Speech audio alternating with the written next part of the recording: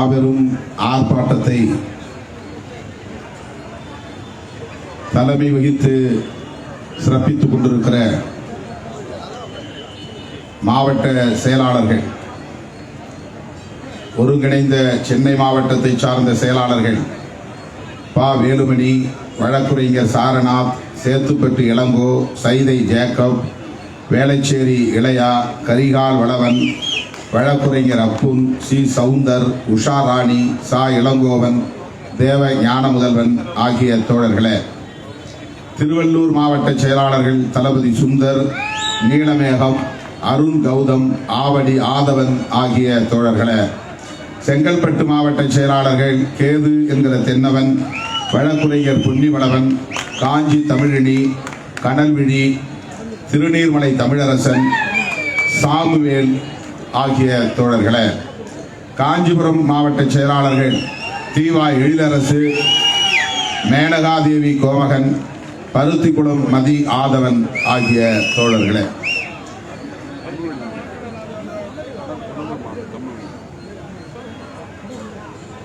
அரங்க தமிழொலி அவர்களே, முன்னிலை வகித்து இந்நிகழ்வை சிறப்பித்துக் கொண்டிருக்கிற மண்டல செயலாளர்கள் ரூதர் கார்த்திக், வேளச்சேரி ரவிசங்கர், சிறுத்தை வி கிட்டு, சுபாஷ், மூவா சித்தார்த்தன் ஆகிய தோழர்களே, மண்டல துணை செயலாளர்கள் Ravanasangu, Mohammed Saleem, Sadasivam, Alexander, S M Muneer, Kathir Ravanan, Pallikaranai Veeramani, Seeralan, Menjur Sivaraj, Chengai Ira Tamilarasan, Viduthalai Selvan, Paruthikulam Sekar ஆகிய தோழர்களே, வருகை தந்திருக்கிற நம் அனைவரையும் வரவேற்று இந்த ஆர்ப்பாட்டத்திற்கான நோக்கத்தை விளக்கி உரையாற்றி சிறப்பித்திருக்கிற தலைமை நிலைய செயலாளர் பாலசிங்கம் அவர்களே,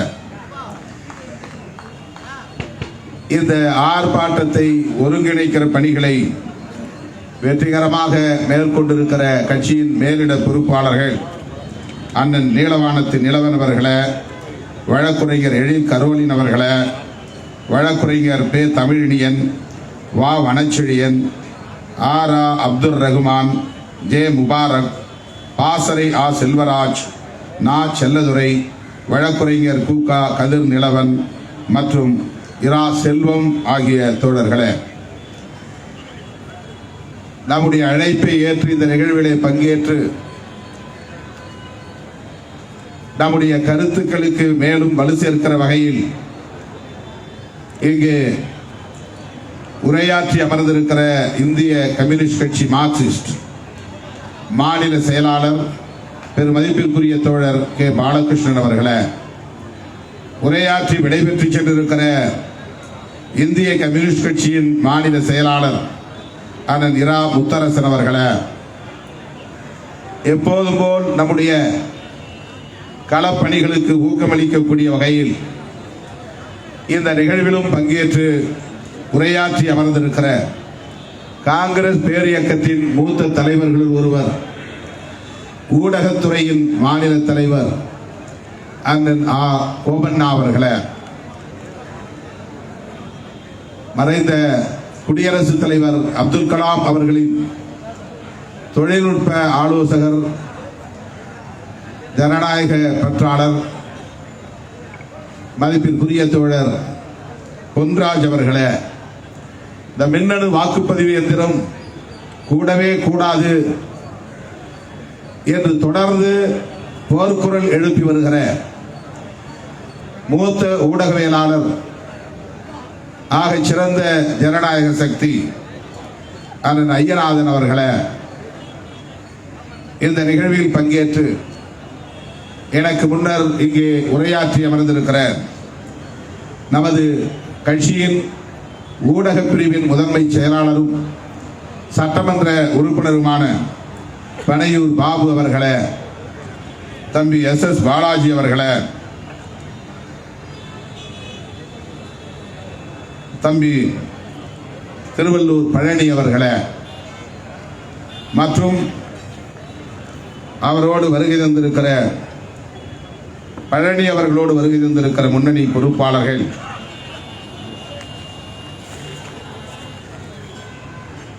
வீராசாமி, தமிழமுதன், முருகேசன், பரமசிவம், மாதேஷ்குமார், மு. நாகராஜ் உள்ளிட்ட முன்னணி தோழர்களே,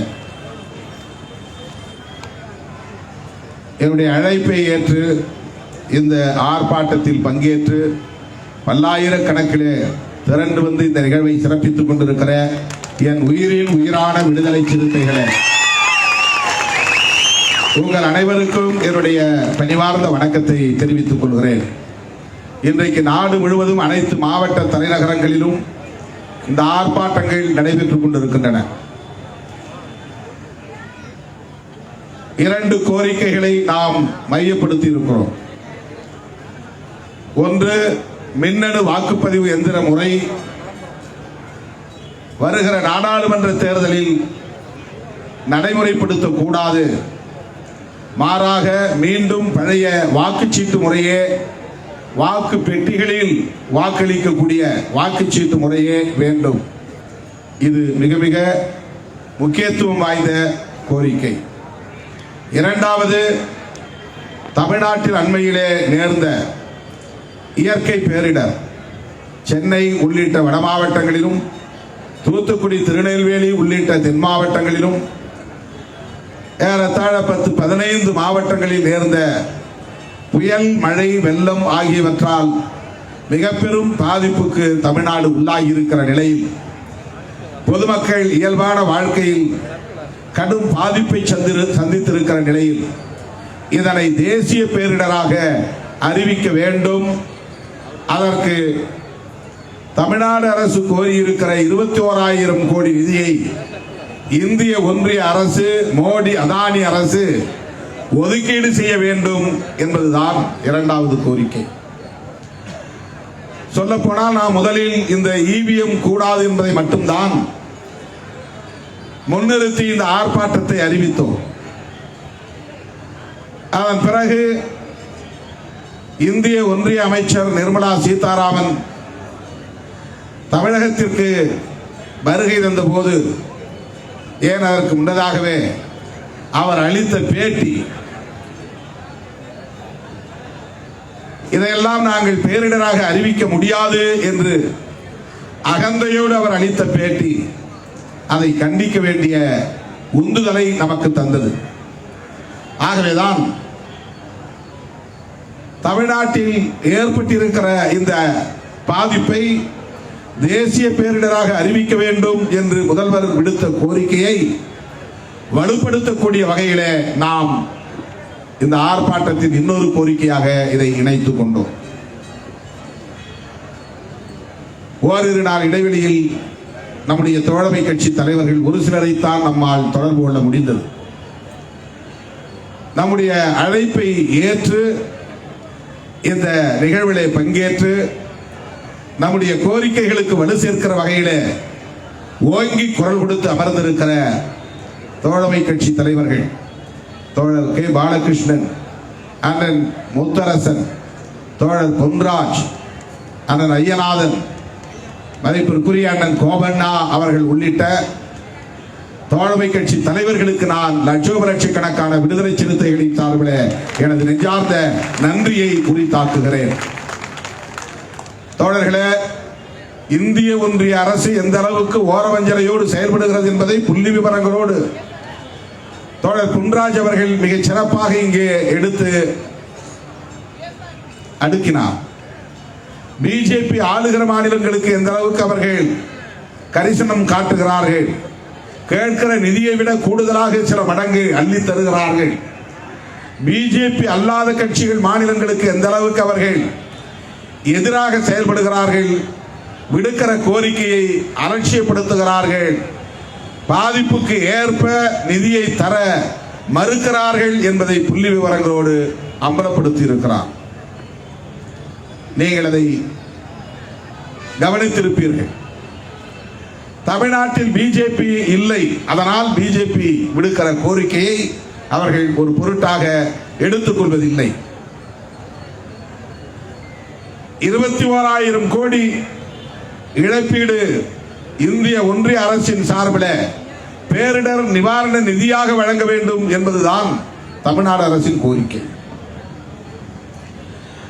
முதலில் டிசம்பர் 4ஆம் தேதி 5ஆம் தேதி கடுமையான புயலும் மழையும் அடித்தது. சென்னை வரலாறு காணாத அளவுக்கு பெரும் மழையை சந்தித்தது. எதிர்பாராத அளவுக்கு வெள்ளம் கரை புரண்டு ஓடியது. சென்னை 2 நாட்கள் அந்த வெள்ளத்திலே மிதந்தது என்று சொன்னால் மிகையாகாது. யாராலும் முன்கூட்டியே கணிக்க முடியாத அளவுக்கு பெருமழையாக அது இருந்தது. அதனை ஈடு செய்ய வேண்டும். பாதிக்கப்பட்ட மக்களுக்கு உரிய இழப்பீட்டை தர வேண்டும். அதனால் தொழில் பாதிக்கப்பட்ட மக்களுக்கு நிவாரணம் வழங்க வேண்டும் என்பதற்காகத்தான் இந்திய ஒன்றிய அரசிடம் மாநில அரசு கூடுதல் நிதியை கேட்கிறது. ஏன் கூடுதல் நிதியை என்று சொல்லுகிறோம் என்றால், வழக்கமாக ஆண்டுதோறும் மாநில பேரிடர் நிவாரண நிதி என்கிற வங்கி கணக்குக்கு அவர்கள் 900 கோடியை தருகிறார்கள். அது வழக்கமாக தருகிற நிதி. அது அல்லாமல் பாதிப்புகளுக்கு ஏற்ப மதிப்பீடு செய்து இந்திய ஒன்றிய அரசு நிவாரணம் வழங்க வேண்டும் என்று விடுக்கிற கோரிக்கை என்பதால் அதை கூடுதல் நிதி என்று சொல்லுகிறோம். இவர்கள் வழக்கமாக தருகிற நிதியை தந்துவிட்டு இந்திய ஒன்றிய அரசு தந்துவிட்டது, இனி தருவதற்கு வாய்ப்பில்லை என்று அவ்வளவு அலட்சியமாக, இளக்காரமாக, எகத்தாளமாக இந்திய ஒன்றிய ஆட்சியாளர்கள் பதிலளிக்கிறார்கள். அருமை தோழர்களே, தென் மாவட்டங்களிலும் அதே போன்ற பாதிப்பு அடுத்து டிசம்பர் 16, 17 யாரும் எதிர்பார்க்கவில்லை. 100 ஆண்டுகளுக்கு முன்பு 1923 அப்படி ஒரு பெருமழை பெய்ததாக சொல்லுகிறார்கள். இன்னும் ஒரு சிலர் 1000 ஆண்டுகளுக்கு முன்னால் தென் மாவட்டங்களில் இதே போன்ற ஒரு பெருமழை பெய்ததாக சொல்லுகிறார்கள். வானிலை ஆய்வு மையத்தை சார்ந்தவர்களால் கூட முன்கூட்டியே கணிக்க முடியவில்லை. 100 சென்டிமீட்டருக்கு மேலான மழை பதிவாகி இருக்கிறது. இந்த நிலையில் ஏறத்தாழ 1 வார காலம் தூத்துக்குடி வெள்ளத்திலேயே மிதந்தது. அந்த தண்ணீர் வடிவதற்கே பல நாட்கள் ஆயின. 4 மாவட்டங்களில் மிக அதிகமாக பாதிக்கப்பட்ட மாவட்டம் தூத்துக்குடி. இயற்கையிலேயே இது ஒரு பள்ளமான பகுதி. காயல்பட்டினம், ஏரல் போன்ற பகுதிகளில் ஏற்பட்ட பாதிப்புகளை மதிப்பீடு செய்ய முடியாது என்கிற அளவுக்கான பாதிப்பு. மக்கள் எல்லாம் குடியிருப்புகளை விட்டு வெளியேறி பள்ளிக்கூடங்களிலும் பொது அரங்குகளிலும் போய் தஞ்சம் புகுந்து 1 வார காலம் உணவுக்கு கூட வழி இல்லாமல் அல்லல் பட்டார்கள். சென்னையிலே பாதிப்பு ஏற்பட்ட போது நம்மால் ஓடோடி உதவி செய்ய முடியவில்லை. நானே 2 நாள் வேளச்சேரிக்குள்ளே சிக்கிக்கொண்டேன். எனக்கே முத்துமாரியம்மன் கோவிலில் சமைத்த சாம்பார் சாதம் தான் கிடைத்தது சாப்பிடுவதற்கு. 2 நாட்கள் மின்சாரம் இல்லை, 2 நாட்கள் உணவு விடுதிகள் இல்லை, சமைக்க முடியாத நிலை. அப்போது நம்மால் இந்த பகுதியில் பாதிக்கப்பட்ட மக்களுக்கு எதுவும் செய்ய முடியவில்லை. ஆனால் தென் மாவட்டங்களில், குறிப்பாக திருநெல்வேலி, தூத்துக்குடி மாவட்டங்களில் பாதிக்கப்பட்ட மக்களுக்கு ஏதேனும் செய்ய வேண்டும் என்று நான் விடுத்த வேண்டுகோளை ஏற்று 3 நாட்களில் ஏறத்தாழ 70 லட்சம் ரூபாய் மதிப்புள்ள பொருட்களை நம்முடைய தோழர்கள் அரிசி, பருப்பு, போர்வை, புடவை, லுங்கி என்று சேர்த்து சேகரித்து கொண்டு வந்து என் கைகளில் ஒப்படைத்தார்கள். 2 நாட்கள் நான் அந்த மாவட்டங்களில் சுற்றுப்பயணம் செய்து அந்த பகுதியிலே பாதிக்கப்பட்ட மக்களுக்கு ஓரளவுக்கு நம்மால் உதவ முடிந்தது. ஆனாலும் அந்த மக்கள் அந்த பாதிப்பிலிருந்து மீள முடியாத நிலை. ஆட்சியாளர்களால் தான், அரசால் தான் அப்படிப்பட்ட பாதிப்புகளுக்கு ஈடு செய்ய முடியும். தனிநபர்களால், அமைப்புகளால், கட்சிகளால் அப்படிப்பட்ட பாதிப்புகளை ஈடு செய்ய முடியாது. ஆகவேதான் அரசை நாம் வலியுறுத்துகிறோம். அது மாநில அரசாலும் முடியாது. ஆகவேதான் இந்திய ஒன்றிய அரசை வலியுறுத்துகிறோம். இந்தியாவில் 30க்கும் மேற்பட்ட மாநிலங்கள் இருக்கின்றன. இந்திய ஒன்றிய அரசுக்கு இந்த மாநிலங்கள் எல்லாம் கொடுக்கிற வரி வருவாய் தான் பெரிய நிதி. தோழர் கேபி அவர்கள் இங்கே அதை சுட்டிக்காட்டினார்.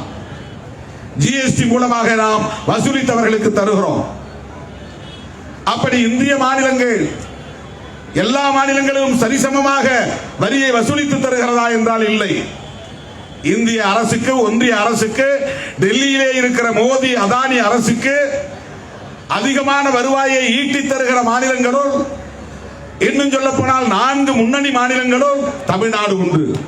மிக கூடுதலாக நிதியை தருகிறது இந்திய ஒன்றிய அரசுக்கு. அப்படிப்பட்ட இந்த மாநிலத்தில் பிஜேபி ஆளவில்லை என்பதற்காக இந்த மாநிலத்தை அலட்சியப்படுத்துவது, ஓரவஞ்சனை செய்வது, வஞ்சிப்பது எந்த வகையில் ஏற்புடையது என்பதை விடுதலை சிறுத்தைகள் கட்சி கேள்வியாக எழுப்புகிறது. இதை வன்மையாக கண்டிக்கிறது. இந்த 4-5 ஆண்டுகளில் நாம் விடுத்த கோரிக்கை என்பது 1,12,000 கோடி. தோழர் பொன்ராஜ் அவர்கள் இங்கே படித்தார். ஆனால் இவர்கள் இந்த 4-5 ஆண்டுகளில் வழங்கிய நிதி வெறும் 5,000 சில்லறை கோடி. 1,12,000 எங்கே, 5,000 எங்கே? எப்படி ஈடு செய்ய முடியும்? நாம் மாநில அரசுகளின் மீது விமர்சனங்களை வைக்கிறோம். என்ன நிதியை தருகிறார்கள்? போதாத நிதி. இதை வைத்து என்ன செய்ய முடியும்? வீடு இடிந்து விட்டது. 6,000 வைத்து வீட்டை கட்ட முடியுமா? ஆடு மாடுகள் செத்து விட்டன. இவர்கள் தருகிற 10,000 வைத்து அதை ஈடு செய்ய முடியுமா? மீண்டும் வீட்டை எடுத்து ஒரு குடிசை வீடாக இருந்தால் அது கட்டுவதற்கு சில லட்சங்கள் ஆகுமே. மண் சுவராக இருந்தால் கூட 1 லட்சத்திற்கு மேலாகுமே. என்ன செய்ய முடியும் என்ற ஆதங்கம் நமக்கு. ஆகவே மாநில அரசை விமர்சிக்கிறோம். ஆனால் மாநில அரசுக்கு ஒதுக்கீடு செய்ய வேண்டிய இந்திய ஒன்றிய அரசு அதை செய்திருக்கிறதா என்றால் செய்யவில்லை. செய்யவில்லை என்பது மட்டுமல்ல, நிர்மலா சீதாராமன் அவரே தன்னை ஒரு பிரதமர் என்கிற எண்ணத்திலே அந்த அதிகார மமதையோடு சொல்லுகிறார். அப்படி எல்லாம் தர முடியாது. ஒரு கோரிக்கையை நீங்கள் எடுத்து வருகிறீர்கள், முக்கியமான கட்சி நிர்வாகம் தொடர்பான கோரிக்கை. அந்த கோரிக்கையை பரிசீலிக்க வேண்டியதும் அதில் முடிவு சொல்ல வேண்டியதும் கட்சி தலைவர் என்ற நிலை இருக்கிற போது, பக்கத்திலே இருக்கிற பாலசிங்கமோ அல்லது வேறு யாரோ அதெல்லாம் முடியாது என்று சொன்னால் உங்களுக்கு கோபம் வருமா, வராதா? இதை சொல்ல நீ யார்? தலைவர் சொல்லட்டும் என்றுதானே நாம் கேட்போம். இதுதானே கட்சியிலேயே நாம் பார்க்கிறோம். ஒரு நிர்வாகத்தில் நிர்மலா சீதாராமனுக்கு என்ன அதிகாரம் இருக்கிறது? இதை தேசிய பேரிடராக அறிவிக்க முடியாது என்று சொல்லுவதற்கு யார் அந்த அதிகாரத்தை நிர்மலா சீதாராமன் அவர்களுக்கு வழங்கியது? அவருடைய அதிகார வரம்பை மீறி பேசுகிற துணிச்சல் அவருக்கு எப்படி வந்தது? எவ்வளவு அலட்சியம்! மாநில அரசு என்றால் அவர்களுக்கு கிள்ளுக்கீரை, அதுவும் தமிழ்நாடு என்றால் அவர்களுக்கு மிகப்பெரிய கசப்பு, வெறுப்பு. அவர்களின் ஜம்பம் இங்கே பலிக்கவில்லை. படாத பாடுபடுகிறார்கள். பல 10 ஆண்டுகளாக போராடுகிறார்கள். மாறி மாறி கூட்டணி வைத்து பார்த்தார்கள். அவர்களால் தமிழ்நாட்டில் வேரூன்ற முடியவில்லை. இந்த மண் பக்குவப்படுத்தப்பட்ட மண், மதவெறிக்கு எதிரான மண், வெறுப்பு அரசியலுக்கு எதிரான மண், வர்ணாசிரம சக்திகளுக்கு எதிரான மண், சனாதன சக்திகளுக்கு எதிரான மண். எத்தனை அண்ணாமலைகளை கொண்டு வந்தாலும் இங்கே உங்கள் பருப்பு வேகாது என்பதை எழுதி வைத்துக் கொள்ளுங்கள். அதிமுகவை ஓரம் கட்டிவிட்டு நீங்கள் வேண்டுமானால் விளம்பர அரசியலை செய்யலாம், நாங்கள் தான் எதிர்க்கட்சி என்பதை போல. ஆனால் தேர்தல் காலத்தில் எமது மக்கள் உங்களுக்கு உரிய பாடத்தை புகட்டுவார்கள், எழுதி வைத்துக் கொள்ளுங்கள். இங்கே வந்தவர் சொல்லுகிறார், இதை தேசிய பேரிடராக அறிவிக்க முடியாது. சுனாமி பாதிப்பையே நாங்கள் அறிவிக்கவில்லை. உடனே வாட்ஸ்அப்ல தோழர்கள் போட்டார்கள், டிசாஸ்டர் மேனேஜ்மெண்ட் தொடர்பாக சட்டம் வந்ததே சுனாமிக்கு பிறகுதானே, அந்த சட்டத்தின் அடிப்படையில் தான் நாங்கள் கோரிக்கை வைக்கிறோம் என்று. சட்டம் வருகிறது, வரவில்லை, அது வேறு. ஆனால் சுனாமி பாதிப்பை தேசிய பேரிடராக அறிவிக்கவில்லை என்று சொல்லுவது அறிவுடைமைதானா? அது புத்திசாலித்தனமான பதிலா? அது அவர்களின் அறிவீனத்தை அல்லவா வெளிப்படுத்துகிறது? பொதுமக்கள் மீது அக்கறையற்ற ஒரு போக்கை அல்லவா அது வெளிப்படுத்துகிறது? அதிகாரத்தில் இருக்கிறோம் என்கிற மமதையை அல்லவா அது வெளிப்படுத்துகிறது? ஆணவத்தை அல்லவா அது வெளிப்படுத்துகிறது? ஆகவே இதை கண்டிக்கிறோம். எனவேதான் தமிழ்நாடு முதல்வர் விடுத்த கோரிக்கையை ஏற்று டிசம்பர் மாதத்தில் முன்னும் பின்னும் பெய்த மழையை, புயலை, பாதிப்பை தேசிய பேரிடராக, தீவிர பேரிடராக அறிவிக்க வேண்டும். முதல்வர் விடுத்த கோரிக்கையை ஏற்று போதிய நிதியை ஒதுக்கீடு செய்ய வேண்டும் என்று விடுதலை சிறுத்தைகள் கட்சி மீண்டும் வலியுறுத்துகிறது. இந்த மாபெரும் ஆர்ப்பாட்டத்தின் ஊடாக வலியுறுத்துகிறது. இரண்டாவது கோரிக்கை மிக முக்கியமான கோரிக்கை. தோழர் கேபி அவர்களிடத்தில் நான் பேசும்போது சொன்னேன், நாம் தனித்தனியே போராட்டங்கள் நடத்துவது ஒருபுறம் இருந்தாலும் இது மிகவும் முக்கியத்துவம் வாய்ந்த உணர்ச்சி பூர்வமான இந்த நாட்டை பாதுகாப்பதற்கான மிக முக்கியமான ஒரு கோரிக்கை என்பதால் அவரிடத்தில் சொன்னேன், நாம் தமிழ்நாட்டில் திமுக கூட்டணியின் சார்பிலேயே ஒரு மாபெரும் பேரணியை பொதுக்கூட்டத்தை இதற்காகவே நாம் நடத்தலாம் என்று சொன்னேன். தோழர் ஒருபடி மேலே வேகமாக பாய்ந்து சொன்னார், இதற்காக நாம் தேசம் தழுவிய பந்த் போராட்டத்தையே அறிவிக்கலாம் என்று சொன்னார். ஈவிஎம் வேண்டாம், வாக்குச்சீட்டு முறை வேண்டும் என்று இந்தியா கூட்டணியின் சார்பில் அகில இந்திய அளவில் ஒரு நாள் முழு அடைப்பு போராட்டத்தையே நடத்தலாம் என்கிற ஆலோசனையை தோழர் சொன்னது எனக்கு பெரும் மகிழ்ச்சியை தந்தது. அறிவார்ந்தவர்கள் அறிவார்ந்த தளத்திலே தொடர்ந்து பேசிக் கொண்டிருக்கிறார்கள். நம்மை வந்து சேரவில்லை. நம்மை என்றால் சாதாரண மக்களை போய் சேரவில்லை. நான் கேட்டிருப்பேன், நீங்க கேட்டிருப்பீங்க. தோழர் பொன்ராஜ் பேசுகிறார், ஐயநாதன் பேசுகிறார், இன்னும் ஒரு சிலர் பேசுகிறார்கள், தொழில்நுட்ப அறிவுள்ளவர்கள் பேசுகிறார்கள், ஜனநாயக சக்திகள் பேசுகிறார்கள், நாட்டை காப்பாற்ற வேண்டும் என்கிற அக்கறை உள்ளவர்கள் பேசுகிறார்கள், ஈவிஎம்மில் இருக்கிற தில்லுமுள்ளுகளை அறிந்தவர்கள் பேசுகிறார்கள். இது தொடர்பாக நாள்தோறும் ஊடகங்களில் வருகிற கட்டுரைகளை, ஆய்வு கட்டுரைகளை படிக்கிறவர்கள் பேசுகிறார்கள். சாதாரண மக்களுக்கு தெரியவில்லை. எனவே சாதாரண மக்களை சென்றடையக்கூடிய வகையில் இதை எடுத்துச் செல்ல வேண்டிய பொறுப்பு விடுதலை சிறுத்தைகள் கட்சிக்கும் நம்முடைய தோழமை கட்சிகளுக்கும் உண்டு.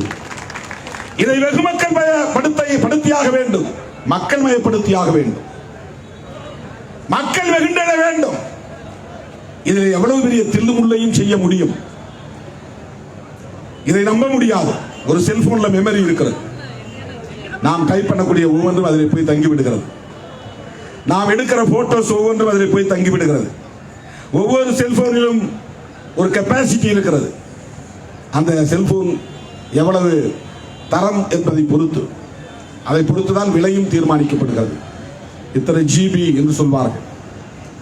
இந்த capacity audio, video, images, text என்று பல்வேறு வகையான தரவுகள், இவற்றையெல்லாம் சேமித்து வைக்கக்கூடிய ஒன்றுக்கு பெயர் தான் மெமரி. சேமித்து வைக்கக்கூடிய ஒரு பகுதி இருக்கிறது. ஒரு குறிப்பிட்ட அளவுக்கு மேலே போனால் முதலில் சேமித்தது அழிந்து போகும், ஆட்டோமேட்டிக்கா டெலீட் ஆகும். 200 இமேஜ் தான் இருக்கும்னா 201வது இமேஜ் நீங்க உள்ள வைக்கும் போது முதல்ல இருந்த இமேஜ் போயிடும். செல்போன்ல உங்களுக்கு புரியுற மாதிரி சொல்றேன். செல்போன்ல ஒவ்வொரு செல்போன்ல ஆண்ட்ராய்டு போன், ஐபோன் உங்களுக்கு தெரியும். சாதாரண போன் வந்து வெறும் பட்டன் சிஸ்டம் இருந்தது முன்ன ஆரம்பத்தில், நோக்கியா போன். அதில் வந்து எதுவும் டச் போன் கிடையாது. இந்த டச் போன்ங்கிறது ஆண்ட்ராய்டு போன். அது ஆண்ட்ராய்டுங்கிற சாஃப்ட்வேர் மூலமாக வந்தது. டச் பண்ணாலே எல்லாத்தையும் நீங்கள் ஆப்ரேட் பண்ண முடியும். கேமரா வந்தது. அதில் தான் மெமரி இருக்கிறது. அதில் தான் ஒவ்வொரு கெப்பாசிட்டி ஜிபி, கேபி, எம்பி என்றெல்லாம் அதை சொல்லுகிறார்கள் ஆங்கிலத்தில். அதிலிருந்து முற்றிலும் மாறுபட்ட இன்னொரு சாஃப்ட்வேர் தான் ஐபோனுக்கான சாஃப்ட்வேர். அது வந்து தனி கம்பெனி. இது ஆண்ட்ராய்டு போன் பல கம்பெனிகள் தயாரிக்கிற செல்போன். இது உங்களுக்கு ஓரளவுக்கு தெரியும். இவற்றில் மெமரி இருக்கிறது. அதை போல இவிஎம், எலக்ட்ரானிக் ஓட்டிங் மெஷின், அந்த எந்திரத்தில் ஒரு மெமரி இருக்கிறது. நாம போடுற ஓட்டெல்லாம் அதில் போய் சேவ் ஆயிடும். யார் யாருக்கு போடுறோமோ அந்தந்த பேருக்கு உள்ளதில் போய் மெமரி சேவ் ஆயிடும். பானைக்குன்னா பானைக்குரிய இடத்துல போய் உட்கார்ந்துடும். உதயசூரியனா உதயசூரியன்ல போய் உட்கார்ந்துடும். அறிவால் சுத்தியல்னா அதில் போய் உட்கார்ந்துடும். அந்த மாதிரி கதிர் அறிவால் என்றால் அதில் போய் உட்கார்ந்துடும். இந்த மெமரி செட் பண்றாங்க. எப்ப செட் பண்றாங்க? இந்த மெஷினை தயாரிக்கும் போதே செட் பண்றாங்க. மெமரியை அந்த மெஷினை தயாரிக்கும் போதே. இது யாருடைய கண்ட்ரோல்ல இருக்கு? எலெக்ஷன் கமிஷன் கண்ட்ரோல்ல இருக்கு. இது தனியார் தயாரிக்க முடியாது. எலெக்ஷன் கமிஷன் என்பது என்ன அமைப்பது? அது சுதந்திரமாக இயங்கக்கூடிய ஒரு அமைப்பு, அதாவது எந்த கட்சியும் சாராதது, அரசு நிறுவனம் தான், ஆனால் சுதந்திரமாக இயங்க வேண்டும்.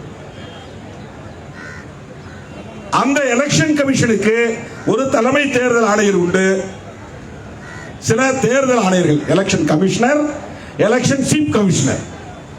டிஎன் சேஷன் காலத்தில் ஒரே ஒரு ஆள் தான் இருந்தார் மொத்தத்துக்கு எலெக்ஷன் கமிஷன். அதுக்கு பிறகு அது மாற்றி அமைத்தாங்க, சட்டம் கொண்டு வந்தாங்க.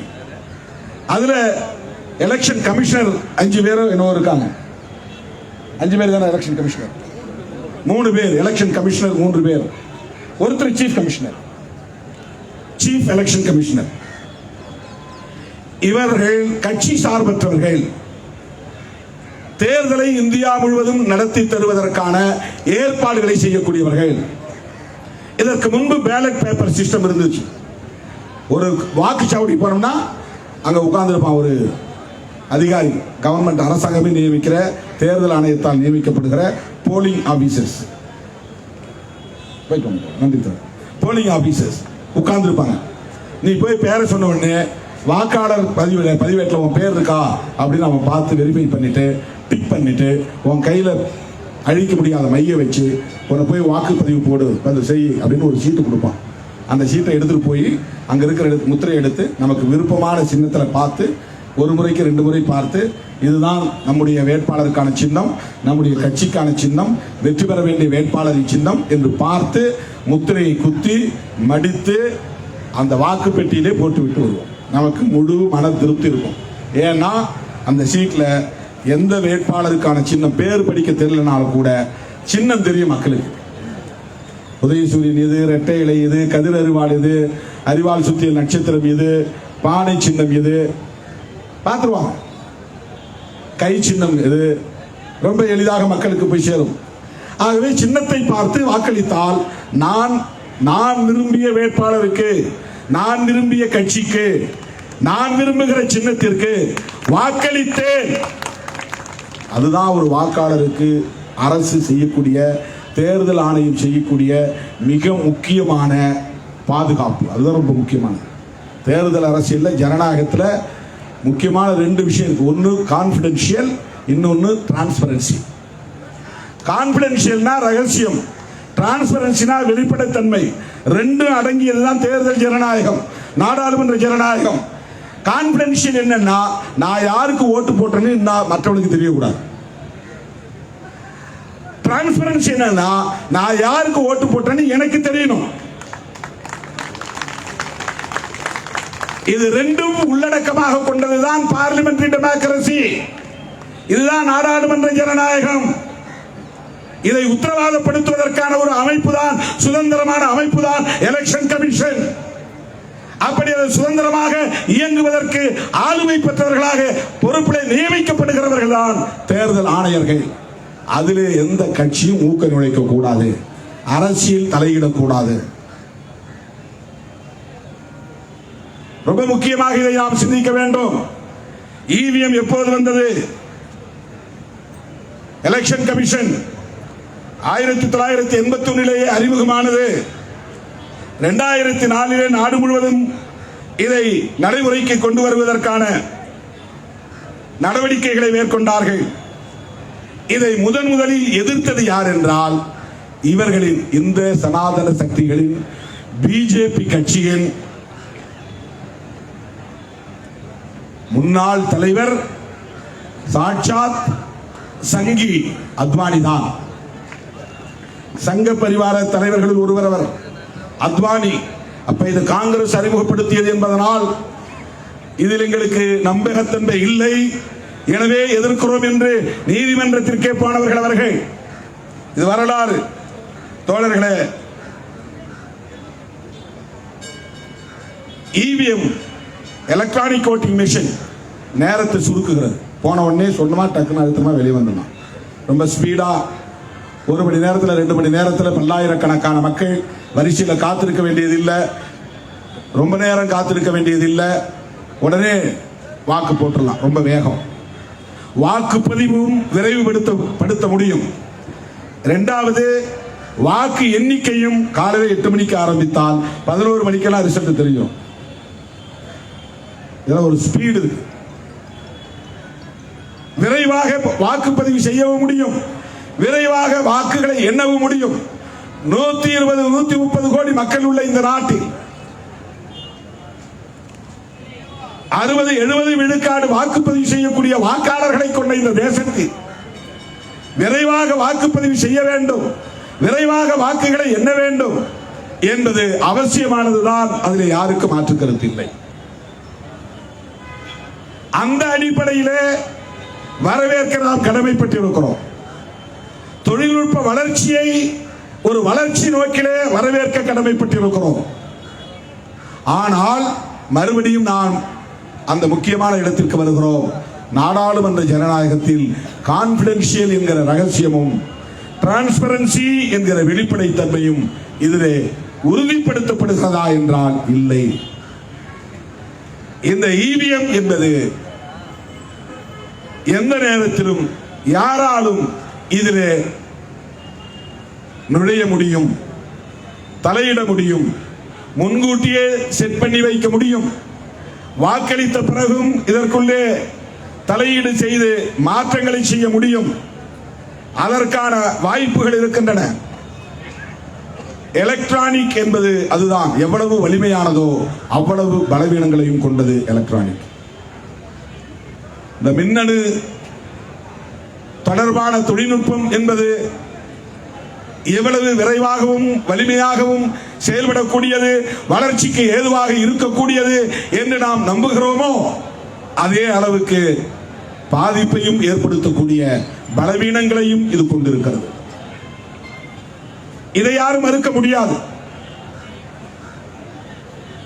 அதனால்தான் உலகத்தில் மிகப்பெரிய வல்லரசுகளாக இருக்கக்கூடிய தொழில்நுட்ப வளர்ச்சியில் நமக்கு முன்னால் பல தலைமுறைக்கு முன்னால் அடியெடுத்து வைத்திருக்கிற பல தேசங்கள்,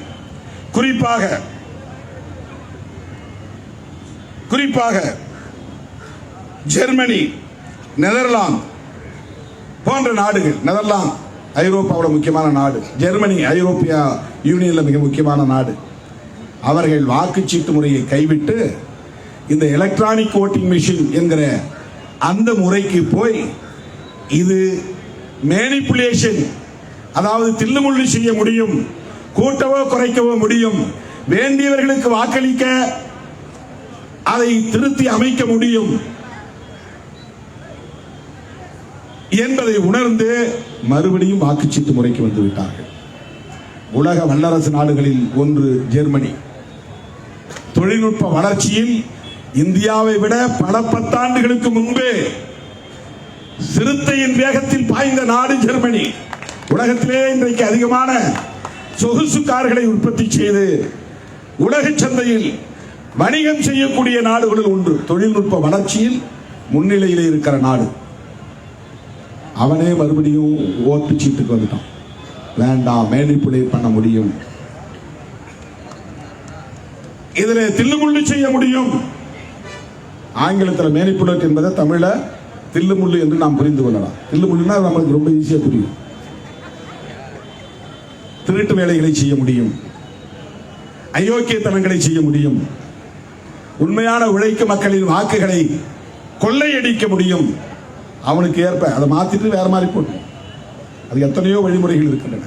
அதைத்தான் இங்கே தொழில்நுட்பம் தொடர்பான வல்லுநர்களாக தொடர் பொன்ராஜ் அவர்களும் அண்ணன் ஐயநாதன் அவர்களும் இங்கே எடுத்து வைத்தார்கள். அதில் அவர் ஒரு புத்தகமே போட்டிருக்கார் பல ஆண்டுகளுக்கு முன்பே. ஐயநாதன் அவர்கள் இவிஎம் வேண்டாம் என்பது தொடர்பாக 200 பக்கங்கள் அடங்கிய புத்தகமே வெளியிட்டு இருக்கிறார். தோழர்களே, உலகத்தில் ஜனநாயக முறைப்படி தேர்தலை நடத்தக்கூடிய நாடுகள் 120க்கும் மேற்பட்ட நாடுகள். ஜனநாயக, நாடாளுமன்ற ஜனநாயகம், மக்கள் ஓட்டு போட்டு பிரதிநிதிகளை தேர்ந்தெடுத்து அதன் அடிப்படையிலே ஆட்சி அதிகாரத்தை கைப்பற்றி ஆட்சி நடத்தக்கூடிய இந்த நாடாளுமன்ற ஜனநாயகத்தை ஏற்றுக்கொண்ட நாடுகள் 120க்கும் மேற்பட்ட நாடுகள். இந்த 120 நாடுகளில் 25 நாடுகளில் மட்டும்தான் இவிஎம் இருக்கு. வெறும் 25. அதுல 4 நாடுகளில் மட்டும்தான் இவிஎம் இன்றைக்கு முழுமையாக நடைமுறைப்படுத்த 100% எலக்ட்ரானிக் ஓட்டிங் மெஷின். அங்க அவன் இவிஎம் சில நாடுகளில் சொல்றதுல டிஆர்இ சொல்றான், டைரக்ட் ரெக்கார்டிங் எலக்ட்ரானிக் மெஷின். அங்க சொல்ற பேர். அந்த 4 நாடுகள் எது எது? India, Brazil, Venezuela, Bhutan. 120 நாடுகள் நாடாளுமன்ற ஜனநாயகத்தை நம்புகிற நாடுகள். 25 நாடுகள் தான் இவிஎம்மில் நம்பிக்கை வைத்திருக்கிற நாடுகள். அதிலே 100 விழுக்காடு இவிஎம்ஐ நடைமுறைப்படுத்துகிற நாடுகள் 4 நாடுகள். ஏன் வல்லரசுகள் இதிலே ஆர்வம் காட்டவில்லை? அமெரிக்கா, கனடா, இங்கிலாந்து போன்ற நாடுகள் ஏன் அதிலே தொழில்நுட்பத்தில் நம்பிக்கையுள்ள நாடுகள், அறிவியல் தொழில்நுட்பத்தை மென்மேலும் வளர்த்துக் கொண்டிருக்கிற நாடுகள், அதன் மூலம் வல்லரசுகளாக மாறியிருக்கிற நாடுகள். யோசித்து பாருங்கள். ஜனநாயகத்தை பாதுகாக்க வேண்டும், அதுதான் ரொம்ப முக்கியம். தொழில்நுட்ப வளர்ச்சி எவ்வளவு முக்கியமோ அதை விட பன்மடங்கு ஜனநாயகத்தை பாதுகாப்பது, ஜனநாயக பாதுகாப்பு தான் முக்கியமானது. அப்படின்னா தமிழ்நாட்டுக்குள்ள எப்படி திமுக கூட்டணி வெற்றி பெறுகிறது? திருமாவளவன் எப்படி வெற்றி பெறுறாரு? 2 தடவை ஜெயிச்சிருக்கிறாரு. அப்ப எலக்ட்ரானிக் ஓட்டிங் மிஷின்ல ஜெயிச்சு வந்திருக்கிறாருன்னா இவர் சொல்ற குற்றச்சாட்டு பொய் தானே, நமக்கு இயல்பா அப்படி தோணும். அதுதான் தோழர் பொன்ராஜ் சொன்னார். அவன் ஹார்ட்வேர் செட்டிங் பண்ணும்போதே 40% ஒரு மாதிரியும் 60% இன்னொரு மாதிரியும் வாக்குகள் போய் சேரக்கூடிய வகையில் செட்டிங் பண்ண முடியும். மொத்தம் 12 லட்சம் ஓட்டுன்னு வச்சுங்க ஒரு நாடாளுமன்ற தொகுதியில. 2 லட்சம் ஓட்டு போடுற வரையிலும் அவரவர் விருப்பப்படி போடுறபடி அந்தந்த சின்னங்களுக்கு போய் சேரும். அதன் பிறகு போடுற வாக்குகள் மெஜாரிட்டி அவன் செட் பண்ணி வைக்கிற மாதிரி வாக்குகள் போய் சேரும். இது ஒரு தொழில்நுட்ப வல்லுநர் சொல்றார். இப்படி செட் பண்றாங்க. ஒரு 2 லட்சம் ஓட்டு மக்கள் விரும்புகிறபடி ஓட்டு போடுற மாதிரி போய் சேர்ந்தோம். அல்லது ஒரு 5 லட்சம் ஓட்டு வரையிலும் அப்படி செட் பண்ணி வச்சுட்டாங்கன்னா முதல்ல ஒரு 5 லட்சம் ஓட்டு கரெக்டா போயிட்டு அதுக்கப்புறம் போறதெல்லாம் அவன் செட் பண்ண மாதிரி எந்த வேட்பாளர்களுக்கு போய் சேரணுமோ அந்த வேட்பாளர்களுக்கு போய் சேர்ந்தோம். ஒரே வேட்பாளர். பெங்களூர்ல ஒரு தம்பி நம்ம ஆபீஸுக்கே வந்து டெமோ பண்ணி காட்டினான். உதயசூரியன் போட்டா தாமரைக்கு போகுது, ரெட்டலைக்கு போட்டா தாமரைக்கு போகுது. நமக்கு தெரியும் ரெட்டலைக்கு போட்டோடனே ரெட்டலைக்கு நேரா இருக்கிற கிரீன் லைட் எரியும். அங்க எடுத்து பார்க்கிற போது வேற கட்சி போகும். அதை எப்படி எடுத்து பார்க்கறது? அதுக்குதான் இந்த அரசாங்கம் கண்டுபிடிச்சது. வழக்கு போட்ட பிறகு உச்சநீதிமன்றம் தான் அந்த வழிமுறையை சொல்லிக் கொடுத்துச்சு. VVPAT ஆங்கிலத்தில் voters verifiable paper audit trail, அதாவது எக்ஸ்பான்ஷன். அந்த 5 வார்த்தைக்கு உள்ள எக்ஸ்பான்ஷன். ஓட்டர்னா வாக்காளர், வெரிஃபையபிள்னா சரிபார்க்கக்கூடியது, சரிபார்க்கக்கூடிய பேப்பர், அது ஒரு பேப்பர். அதை தணிக்கை செய்ய முடியும், ஆடிட் பண்ண முடியும், 2 வச்சு டேலி பண்ண முடியும்.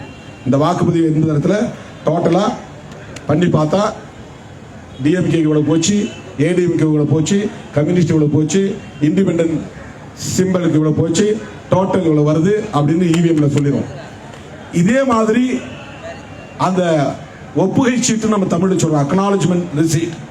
இப்ப நீங்க ஒரு ஹோட்டலுக்கு போறீங்க, அங்க வந்து QR கோடு இருக்கு, இல்லைன்னா அதுக்கான பேமெண்ட் பண்ற மெஷின் இருக்கு. நீங்க கிரெடிட் கார்டோ டெபிட் கார்டோ வச்சிருக்கீங்க, கார்டு தான் கொடுக்குறீங்க. அவன் ஏதோ அப்படி பட்டு போட்டு இழுக்கிறான், பணம் போயிடுச்சுங்கிறான். அது எப்படி நம்புறது? அதனால ஒரு ரிசீட் கொடுக்குறான். அந்த ரிசீட் நம்ம வாங்குறோம், அவனே கொடுக்குறான். பாக்குறீங்களா ரிசீட், ரசீது. இந்த ரசீது கொடுக்குறான். ரசீதுல இட்லி இத்தனை, தோசை இவ்வளவு, காஃபி இவ்வளவு, அது இல்லாம GST இவ்வளவு, டோட்டல் இவ்வளவுன்னு கீழே போட்டிருக்கோம், நம்ம பார்க்கிறோம். அந்த மாதிரி ஓட்டு போட்ட உடனே உனக்கு ஒரு சீட்டு வரும். அதுக்கு தனியா ஒரு மெஷின் இருக்கு, அதை இணைச்சு வைக்கணும். அதுதான் VVPAT மெஷின் அப்படின்னு சொல்றாங்க. அதை நாம ஒப்புகை சீட்டு எந்திரம் அப்படின்னு நம்ம புரிஞ்சுக்கலாம் தமிழ்ல. ஒப்புகை சீட்டு எந்திரம். இப்ப இந்தியா முழுவதும் இத்தனை லட்சம் வாக்குச்சாவடிகள் இருக்கின்றன. ஒவ்வொரு வாக்குச்சாவடிகளுக்கும் 3 அல்லது 4 பெட்டிகள் தேவைப்படும். 2வது இருக்கும், ஏன்னா ஆல்டர்னேட் ஒன்று இருக்கணும். ஒண்ணுல வந்து திடீர் இருப்பராட்சி இன்னொரு எடுத்து வைக்கணும். அவ்வளவு வாக்கு எந்திரங்களுக்கும் அதில் இணைக்கக்கூடிய VVPAT என்ற அந்த ரசீது எந்திரத்தையும் வைக்கணும். இப்ப என்ன பண்றாங்கன்னா, ஒரு சமாதானப்படுத்துறதுக்காக ரேண்டம்னா ஒரு தொகுதிக்குள்ள 10 இடத்துல மட்டும் வைக்கிறது. VVPAT 10 சாவடிகள்ல அல்லது 20 சாவடிகள்ல 1000 ஓட்டுக்கு ஒரு வாக்கு சாவடி இருக்கும். மேக்சிமம் 800 ஓட்டு இருக்கும், 600 ஓட்டு இருக்கும், 400 ஓட்டு கூட இருக்கும். அதிகபட்சம் 1000, 1010 அந்த மாதிரி 1100 அதுக்குள்ள இருக்கும். 1000 வாக்குச்சாவடிகளே 1000 பெட்டியில் வைக்கிறது இல்லை. ஒரு 25 இடத்துல 30 இடத்துல வைக்கிறது. வேணா அதை நீ எண்ணி பார்த்துக்கோ. அது ஓகேன்னா EVM எவ்வளவு ரிசல்ட் சொல்லுதோ அதை சொல்லிக்கோ. இதுதான் இப்ப இன்னைக்கு நடைமுறையில் இருக்கு. நம்முடைய இந்தியா கூட்டணி தலைவர்கள் ஆலோசனை கூட்டம் டெல்லியில் நடந்தது. அதுலதான் விடுதலை சிறுத்தைகள் கட்சியின் சார்பில் வலியுறுத்தி சொன்னோம். என்ன சொன்னோம்னா, EVM கூடாது, பேலன்ஸ் சிஸ்டம் தான் கொண்டு வரணும். இதை இந்தியா கூட்டணி வலியுறுத்த வேண்டும். தேசிய அளவிலே இதை ஒரு பிரச்சனையாக முன்னெடுக்க வேண்டும். இதை மக்கள் மயப்படுத்த வேண்டும். மக்கள் போராட்டமாக முன்னெடுக்க வேண்டும். அதை வலியுறுத்தணும். பேசி முடிச்ச பிறகு ரெசல்யூஷன் வருது. எல்லா தலைவர்களுக்கும் கொண்டு வருவாங்க. அதை படிச்சு பாருங்க. அது சரின்னா ஆல்ட்ரேஷன்னா ஏதாவது சொல்லுங்க அப்படின்னு நமக்கு கொடுப்பாங்க. தலைவர்களுக்கு கொடுப்பாங்க. அதை ஒருங்கிணைக்கக்கூடிய தலைவர்கள். அவ பார்த்தா EVM தொடர்பான ஒரு ரெசல்யூஷன் தீர்மானம். என்ன தீர்மானத்தில் இருந்துச்சுன்னா, 100 விழுக்காடு VVPAT வைத்து ஒப்புகை சீட்டுடன் வாக்குப்பதிவை செய்ய வேண்டும். அந்த ஒப்புகை சீட்டுகளை வாக்கு பெட்டியிலே போட வேண்டும். இதுலயும் ஓட்டு போடணும். EVMல அந்த சீட்டை வாங்கி ஓட் பாக்ஸ்லயும் போடணும். ஒரு நாடாளுமன்ற தொகுதியில் 1000 பூத் இருக்குன்னா 1000 பூத்லயும் அது இருக்கணும். தமிழ்நாடு முழுவதும் இருக்கணும். இந்தியா முழுவதும் இருக்கணும். கவுண்டிங் அன்னைக்கு ரெண்டையும் டேலி பண்ணா சரி பார்க்கணும். அப்ப சீட்டு கிழிச்சு முத்திரை போட்டு வாக்கு பெட்டியில போட்டு வாக்குப்பதிவு பண்ணுவதற்கு நேரமாகும். வாக்கு எண்ணிக்கையின் போது அவற்றை எல்லாம் எண்ணி முடிக்க 2 நாள் 3 நாள் 4 நாள் ஆகும் என்ற ஒரு நிலை இருந்தால், அது கூடாது என்றால் நீ EVM வச்சுக்கோ. 100% VVPAT வை. 100% VVPAT என்ன அதை அறிவிப்பு செய். இதுல என்ன தமிழ்நாட்டில் என்ன நடந்ததுன்னா, இவன் ரேண்டமா வச்சா பாருங்க. ஒரு சில தொகுதிகளில் காஞ்சிபுரம், திருவள்ளூர் அப்படி ஒரு சில இடங்களை வச்சான். போன தேர்தலில் நடந்தது. ஒரு குறிப்பிட்ட சில வாக்குச்சாவடிகள்ல அவன் EVMலேயே வாக்கு பதிவு எண்ணிக்கையும் வாக்கு எண்ணிக்கை கவுண்டிங்கும், இது போலிங், இன்னொன்னு கவுண்டிங். வாக்கு பதிவு அதுல ஒரு டோட்டல், கவுண்டிங் அது ஒரு டோட்டல். அது ரெண்டுமே மேட்ச் ஆகல. அதிலே பல 1000 வாக்குகள், லட்ச வாக்குகள் கூட வித்தியாசம் வருகிறது. இதை வெளியே சொல்லல, பிரச்சனை ஆக்கல, அறிவிச்சுட்டு போறான். தமிழ்நாடு, ஆந்திரா, கர்நாடகா, தெலுங்கானா, கேரளா இங்க அவன் தில்லுமுழு செஞ்சான்னா ரொம்ப வெளிப்படையா தெரிஞ்சிடும். ஏன்னா இங்க அவனுக்கு ஒரு இடத்த கூட ஜெயிக்க முடியாது, வாய்ப்பு இல்லை. தமிழ்நாட்டில் ஜெயிக்க முடியாது, கேரளாவில் ஜெயிக்க முடியாது. இவன் தில்லுமுள்ளு பண்ணி மொத்தம் 39 தொகுதியில 30 தொகுதியில் தாமரை வெற்றி பெற்றது சொன்னா நாட்டு மக்கள் சும்மா இருப்பாங்களா? தெரியுமில்ல ஜனங்களுக்கு. எப்படா ஜெயிச்ச நீ? இது பெரிய அநியாயம், வெளிப்படையா தெரிஞ்சிரும்ல. திருடனுக்கே எவ்வளவு பெரிய புத்தி இருக்கு பாருங்க. அதனால இங்க போய் வாலாட்டக்கூடாது, இங்க செய்யக்கூடாது. அவனுக்கு கவு பெல்ட்னு சொல்றாங்க. கவுன்னா என்ன? பசுமாடு. இந்தியாவில் கவு பெல்ட்னு ஒரு ஏரியா இருக்கு. பசுமாட்டு அரசியலை பேசக்கூடிய மாநிலங்கள் அதான் உத்தரப்பிரதேசம், மத்திய பிரதேசம், பீகார், உத்தரகாண்ட், சத்தீஸ்கர், என்ன இருக்கு, ராஜஸ்தான், ஹரியானா, குஜராத். இங்கெல்லாம் பசுமாட்டை தெய்வமா பார்ப்பாங்க. மனுஷனை அடிச்சு கொள்ளுவாங்க. நாம எல்லா உயிரினங்களையும் தெய்வமா பாடுறான்னு சொல்றோம். அதுதான் தமிழ்நாடு அரசியல். அவன் பசுமாட்டு கறியை வெளிநாட்டுக்கு அனுப்புற வியாபாரத்தை செய்யறான். ஆனா பசுமாட்டு தோலை, செத்த மாட்டு தோலை உரிச்சா அடிச்சு கொள்றான். எவ்வளவு பெரிய கான்ட்ராடிக்ஷன் பாருங்க. டெல்லியில் ஒருத்தரை பார்க்க போனோம் நாங்கள், 2 பேருமே MP. போன உடனே அவர் வந்து எங்கள் 2 பேருக்கு 2 பாட்டில் எடுத்து கொடுத்தார். அது அழகாக வந்து டானிக் பாட்டில் மாதிரி இருக்குது. டானிக் பாட்டில் லேபிள்லாம் இருக்குது, நல்ல கார் போட்டு சீல்லாம் இருக்குது. அது என்னன்னு பார்த்தா கோமி. எதுக்குங்க என்ன தினம் 2 சொட்டு குடிங்க, உடம்புக்கு நல்லது. அவர் எங்க முன்னால குடிச்சு காட்டினார். இந்த நம்பிக்கையை வளர்த்து வைத்திருக்கிறார்கள், அவர் மேல தப்பு இல்லை. இந்த நம்பிக்கையை வளர்த்து வைத்திருக்கிறார்கள். அப்படிப்பட்ட மாநிலங்கள் கவ் பெல்ட் சொல்லப்படுகிறது. அங்க இவர்கள் எவ்வளவு தில்லுமுள்ளு செய்தாலும் கேட்பதற்கு நாதி இல்லை, எதிர்ப்பதற்கு ஆள் இல்லை, கேள்வி எழுப்புவதற்கு அறிவார்ந்த சக்திகள் இல்லை. அதனால அங்க என்ன வேணாலும் பண்ணுவாங்க. இந்தியாவுக்குள்ள தமிழ்நாட்டில் குறிப்பாக தென்னிந்திய மாநிலங்களில் செய்ய முடியாது. இது எதுக்கு உங்களுக்கு சொல்றேன்னா, அப்ப தமிழ்நாட்டில் சிதம்பரம் தொகுதியில் திருமாவளவன் எப்படி வெற்றி பெற்றார்? EVMல தில்லுமுள்ளு செய்ய முடியும்னா திருமாவளவன் தோற்கடிக்கப்படுவார் அல்லவா?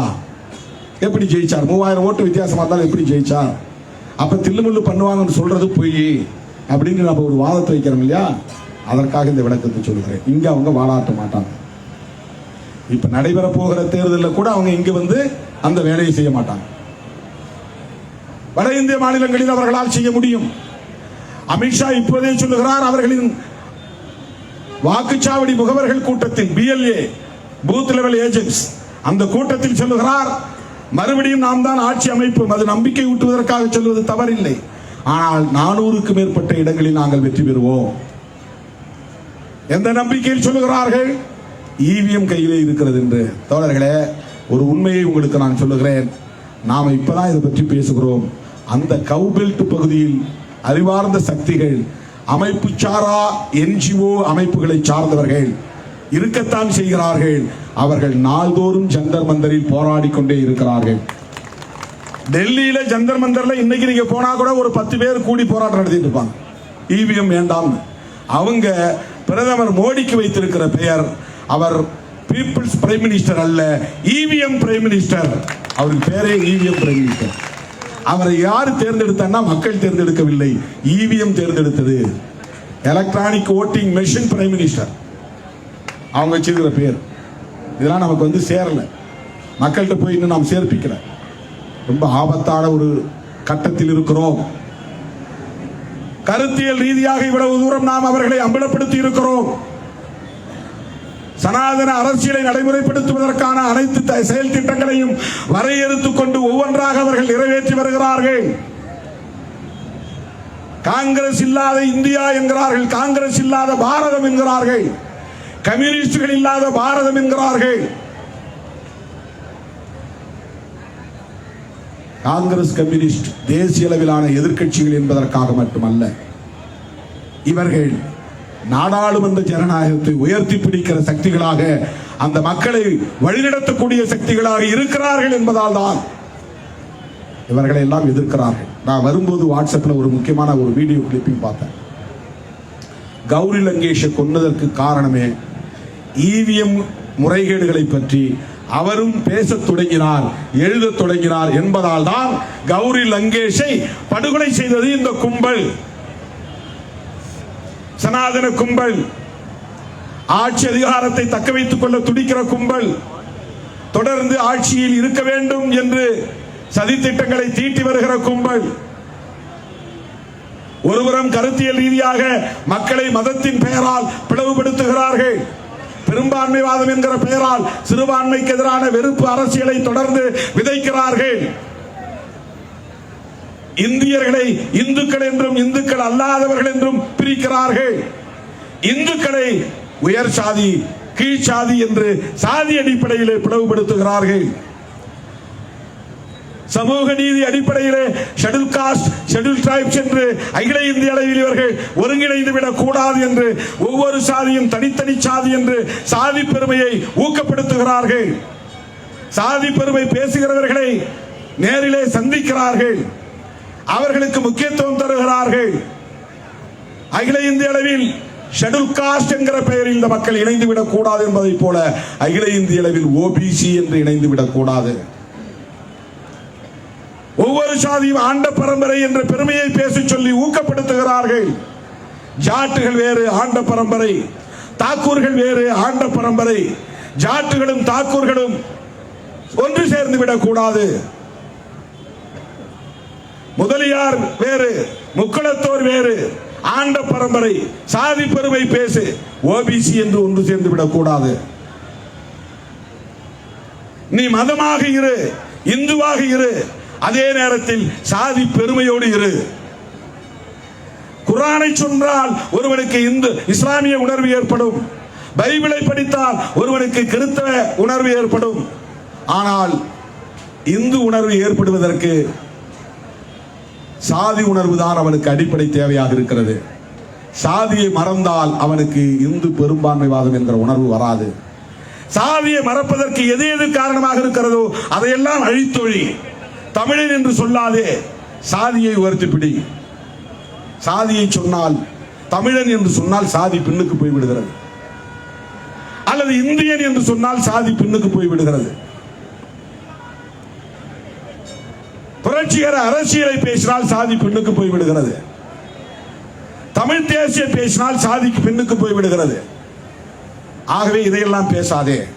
மொழி உணர்வை பேசாதே, இன உணர்வை பேசாதே, நாட்டுப்பற்றை பேசாதே. மதவெறி, மதவெறி, அதற்கு அடிப்படை தேவை சாதி வெறி. இதுதான் இந்துத்துவ அஜெண்டா, இதுதான் சனாதன அஜெண்டா, இதுதான் சங் பரிவார்களின் செயல் திட்டம். இதை கருத்தியல் ரீதியாக ஒருபுறம் நாம் பேசிக் கொண்டிருக்கிறோம். ஆனால் அரசியல் களத்திலே அவர்கள் மிகப்பெரிய ஆபத்தை ஜனநாயகத்திற்கு கொண்டு வந்திருக்கிறார்கள். அதுதான் ஆட்சியில் 2 முறை அவர்கள் இருந்ததன் பயனாக ஒட்டுமொத்த தேர்தல் ஆணையத்தையும் தம் கட்டுக்குள் கொண்டு வர எல்லா ஏற்பாடுகளையும் செய்து முடித்து விட்டார். இப்ப அண்மையில் எவ்வளவு பேர் நீங்க மழை பெய்து கொண்டிருந்த கூச்சலில் கவனித்தீர்கள் என்று தெரியவில்லை. தோழர் பொன்ராஜ் அவர்கள் ஒரு செய்தியை சொன்னார். நானும் நாடாளுமன்ற உறுப்பினர் என்கிற முறையிலே அது மிக முக்கியமான செய்தியாக உங்கள் முன்னால் பதிவு செய்து நான் விடைபெற விரும்புகிறேன். 150க்கும் மேற்பட்ட எதிர்க்கட்சி உறுப்பினர்களை சஸ்பெண்ட் செய்தார்கள், இடைநீக்கம் செய்தார்கள். நாடாளுமன்ற அரசியல் வரலாற்றிலேயே இதுபோல் இதுவரையில் நடந்ததே இல்லை. எதிர்க்கட்சிகளை சார்ந்தவர்கள் மரபு மீறி, வரம்பு மீறி செயல்பட்டால் 10 பேர், 15 பேர், 20 பேர் என்று சஸ்பெண்ட் செய்யப்படுவது, இடைநீக்கம் செய்யப்படுவது வழக்கம்தான். ஆனால் என்னெல்லாம் கூப்பிட்டு நீ ஊருக்கு போகணுமா, அவங்களை சஸ்பெண்ட் பண்ணுமான்னு கேட்டு சஸ்பெண்ட் பண்ணாங்க. எனக்கு மாநாட்டு வேலை இருந்ததுனால நானும் சரி என்னை சஸ்பெண்ட் பண்ணுங்கன்னு சொல்லிட்டேன். ஏன்னா நான் அவன் சொல்ற மாதிரி எந்த வரம்பு வேலையும் செய்யல. எனக்கு உடல்நலம் சரியில்லை, அதனால நான் ஓங்கி கத்தவும் இல்லை, அவங்க முன்னால் போய் பேப்பரை கிழிச்சு போடவும் இல்லை, அல்லது சபாநாயகர் இருந்த இருக்கைக்கு அந்த மேடை பகுதிக்கு நான் ஏறி போகவும் இல்லை. அதெல்லாம் ஏறி போனா வரம்பு மீறல். வெல் என்று ஆங்கிலத்தில் சொல்வார்கள். வெல்னா கிணறு, கிணறு மாதிரி இருக்கக்கூடிய பகுதி. அதாவது ஜட்ஜி மாதிரி ஸ்பீக்கர் உட்கார்ந்துருப்பாரு சபாநாயகர். நீங்க சினிமாவில் பார்ப்பீங்க, ஜட்ஜி மாதிரி ஒருத்தர், அதுக்கு கீழே பெஞ்ச் கிளர்க்கு, அந்த சுருக்க குறிப்பீடு ஷார்ட் ஹேண்ட் ரிப்போர்ட்டர் அவங்களாம் உட்காந்துருப்பாங்க. பேப்பரை எடுத்து தர்றதுக்கு ஒரு கிளர்க்கு உட்காந்துருப்பாங்க. அந்த மாதிரி கீழே செக்ரட்டரி ஜெனரல் உட்காந்துருப்பாரு. கீழே நேராக சபாநாயகருக்கு கீழே 2 பக்கமும் இப்படி 4 பேர், இப்படி 4 பேர் ரிப்போர்ட்டர் உட்காந்துருப்பாங்க. நம்ம பேசுறதெல்லாம் கடன்னு அவங்க ஷார்ட் ஹேண்ட்ல எழுதிட்டே இருப்பாங்க. அது வாய்ஸ் ரெக்கார்டு தனியாக ஆகிட்டு இருக்கும், விஷுவல் ரெக்கார்டு தனியாக ஆகிட்டு இருக்கும். ஆனாலும் கூட பேப்பர்ல இவங்க ரெக்கார்ட் பண்ணிட்டே இருப்பாங்க. அந்த சுற்றி இருக்கிற பகுதிக்கு பேர் தான் வெல் அப்படின்னு பேர். ஒரு பக்கம் ஆளுங்கட்சி உட்கார்ந்துருப்பாங்க வலது பக்கத்துல, ஒரு பக்கம் எதிர்கட்சி உட்கார்ந்துருப்பாங்க இடது பக்கத்துல.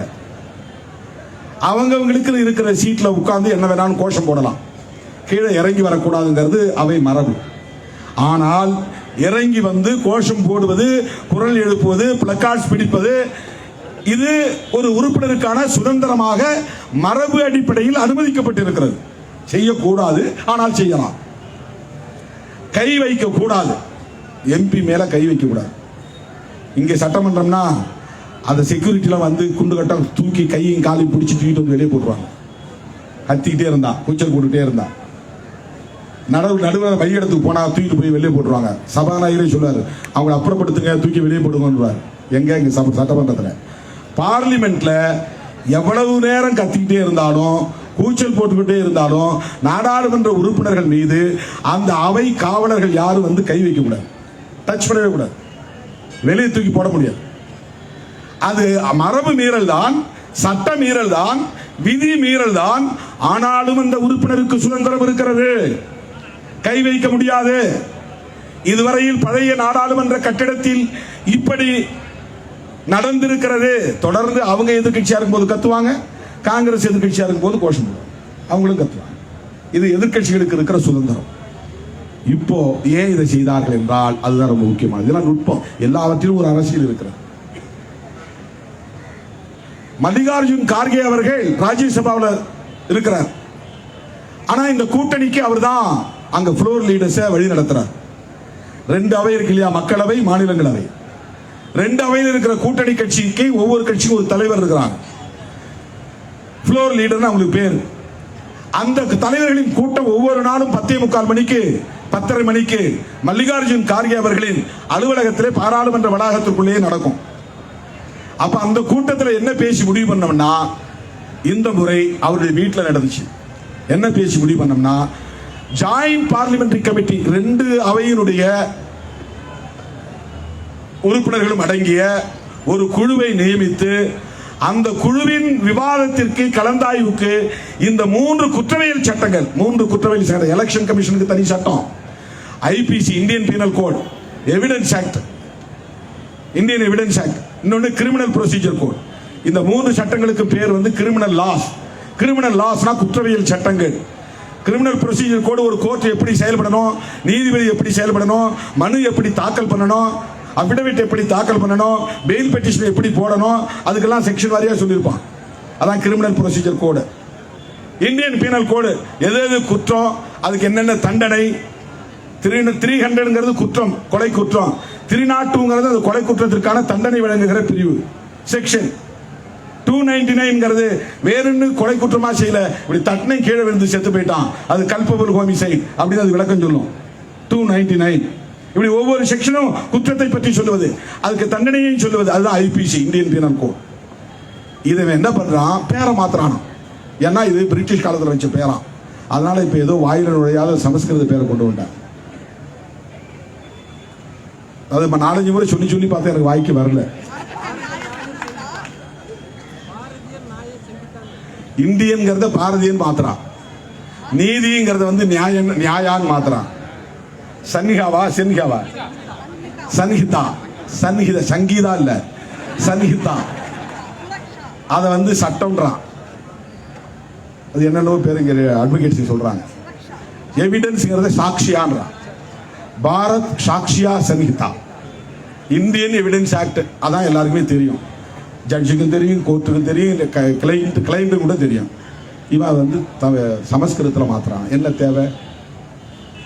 அதில் செக்ஷன் இப்போ மாற்றிட்டான். இப்போ 302 வராது, இப்போ வேற ஏதோ செக்ஷன் 102 வந்துருச்சு. இப்போ 102 தான் இப்போ வந்து கொலை குற்றத்துக்கு தண்டனை சட்டம். ஐபிசி இந்தியன் பீனல் கோட் 102 படி இவருக்கு தூக்கு தண்டனை வழங்குகள் அப்படின்னு பார்லிமெண்ட்ல சினிமாவில் பேசுவாங்க இல்லையா, அந்த மாதிரி இப்போ 302 சொல்ல முடியும், இப்போ 102 சொல்லணும். 102 எவ்வளவு குளறுபடிகள் பாருங்க. அவன் நாட்டுக்கும் பெயரை மாற்றணும்னு துடிக்கிறான், சட்டங்களுக்கும் பெயரை மாத்திட்டு இருக்கான். இப்படி ஒரு சட்டம். இதை வந்து நாம் எதிர்த்து மல்லிகார்ஜுன் கார்கே அவர்களின் தலைமையில் நடைபெற்ற எதிர்க்கட்சி தலைவர்கள் கூட்டத்தில் முடிவெடுத்து விட்டோம். அப்ப அவன் என்ன நினைச்சான்னா, இந்த செஷனோட லெஜிஸ்லேட்டிவ் பிசினஸ், சட்டத்தை மசோதாவை அறிமுகப்படுத்துவது, விவாதிப்பது, நிறைவேற்றுவது என்பதற்கான செயல் திட்டம் இந்த கூட்டத்தொடரோடு முடிஞ்சிச்சு. அடுத்து வர்ற பிப்ரவரியில வெறும் பட்ஜெட் ஓட் ஆன் அக்கவுண்ட் என்கிற பெயரில் சும்மா பட்ஜெட்டை தாக்கல் பண்ணிட்டு கூட்டத்தை முடிச்சு போயிடுவாங்க. அதுல லெஜிஸ்லேட்டிவ் பிசினஸ் கிடையாது, பில்ல அறிமுகப்படுத்த முடியாது, டிஸ்கஷனுக்கு எடுத்துக்க முடியாது.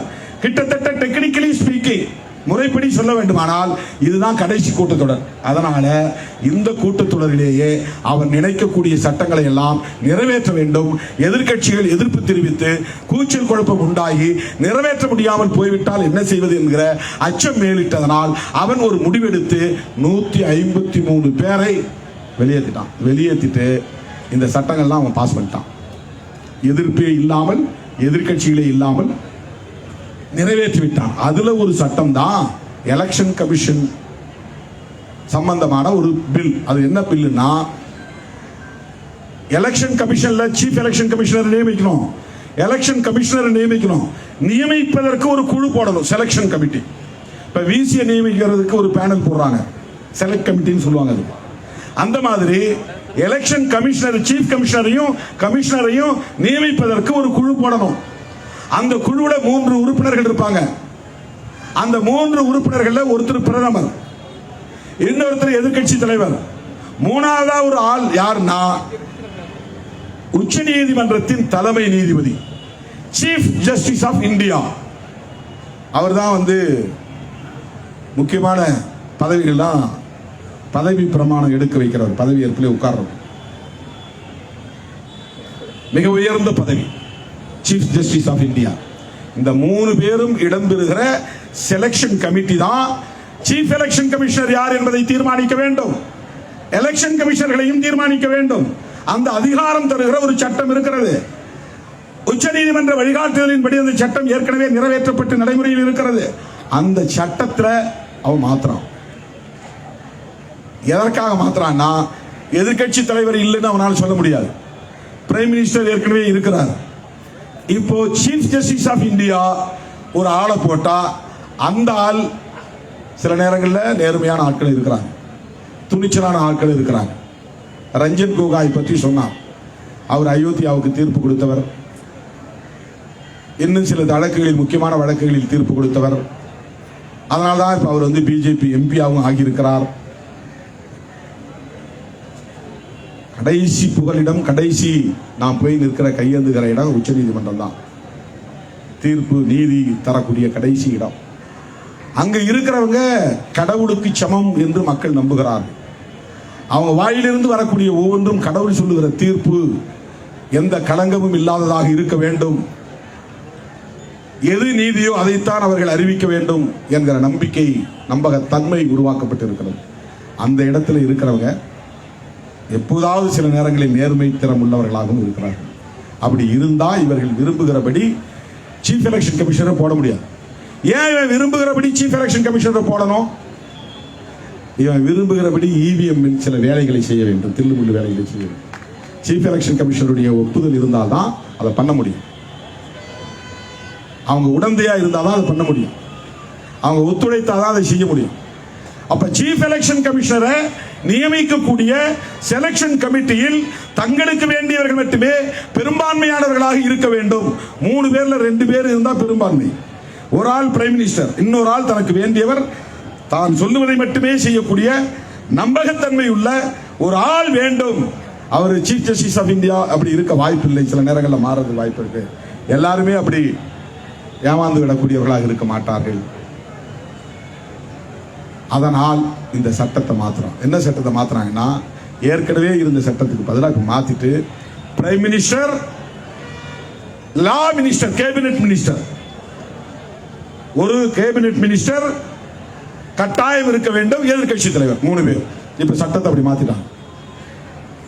அந்த குழு ஒரு சீஃப் எலெக்ஷன் கமிஷனரை நியமிக்கணும்னா 5 பேரை அவங்க சஜஸ்ட் பண்ணலாம், ஆலோசனை கொடுக்கலாம். அதுல ஒரு ஆளை இந்த குழு, இந்த பிரைம் மினிஸ்டர் கடைசியா அப்ரூவ் பண்ண, அதாவது கவர்மெண்ட் அப்ரூவ் பண்ணும். அதாவது குடியரசுத் தலைவர் அப்ரூவ் பண்ணுவார், குடியரசுத் தலைவர் முடிவு பண்ணுவார். குடியரசுத் தலைவர் யார்? அவர்களால் நியமிக்கப்பட்டவர். பிஜேபின்னு சொல்ல மாட்டாங்க, ஆனா பிஜேபி. சங் பரிவார் சொல்ல மாட்டாங்க, ஆனா முழுமையான சங்கி. அப்படிதான் இருக்கிறார்கள். அதனால அவங்களுக்கு பிரச்சனை இல்லை. KR நாராயணன் மாதிரி எப்போதாவது ஒரு ஆள் தான் வராங்க. KR நாராயணன் மாதிரி ராம்நாத் கோவிந்த் இல்லையே. KR நாராயணன் மாதிரி நம்முடைய அம்மா திரௌபதி முர்மு இல்லையே. KR நாராயணன் இருந்திருந்தாருன்னா என்ன இல்லாம பார்லிமெண்ட் தரக்கூடாதான்னு இருப்பார்.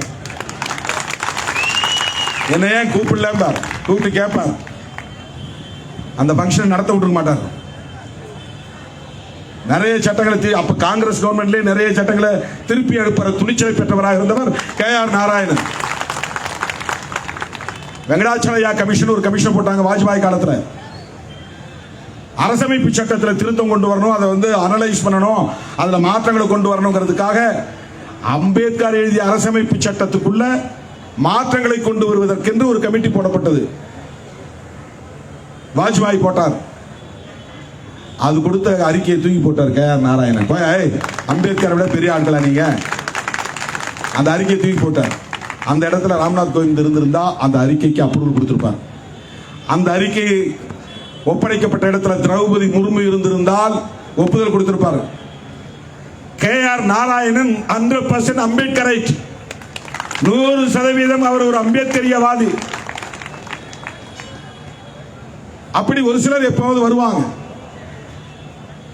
இன்றைக்கு இந்த எலெக்ஷன் கமிஷன் தலைமை தேர்தல் ஆணையரை நியமிக்கக்கூடிய செலக்ஷன் கமிட்டியில 2 பேர் ஆளுங்கட்சியை சார்ந்தவர்கள் இருக்கக்கூடிய வகையில், பிரதமரும் கேபினெட் அமைச்சரும் இருக்கக்கூடிய வகையில் சட்டத்தை கொண்டு வந்து விட்டார்கள். இப்ப எதிர்கட்சி தலைவர் எதிர்ப்பு தெரிவித்தாலும் ஒன்றும் செல்லுபடியாக. அதை விட தோழர் பொன்ராஜ் சொன்னாரு, பெரிய வேடிக்கையான செய்தி. இந்த election selection committee suppose cabinet minister ஒரு நல்ல மனுஷனா இருக்காருன்னு வச்சுங்க, எத்தனை பேர் பல பேர் சொல்லுவாங்க ஒரு நல்ல மனிதர் மிக மோசமான இயக்கத்தில் இருக்கிறார், அவர் தான் வாஜ்பாய் சொல்லுவாங்க. அது இயக்கம் சரியில்லை, ஆனால் வாஜ்பாய் நல்ல மனுஷன் சொல்லுவாங்க.